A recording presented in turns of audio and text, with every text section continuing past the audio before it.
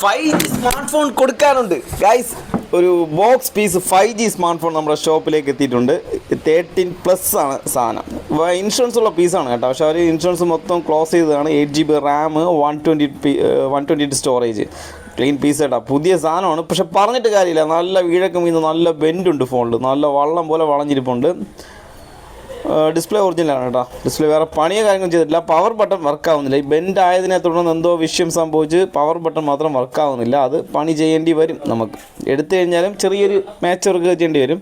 Camera original display ആയതുകൊണ്ട് പക്ക quality കേട്ടോ, ഒരു രക്ഷയില്ല. പക്ക ക്വാളിറ്റി ക്യാമറ, രണ്ട് സൈഡും കൊള്ളാം, ഒരു രക്ഷയില്ല.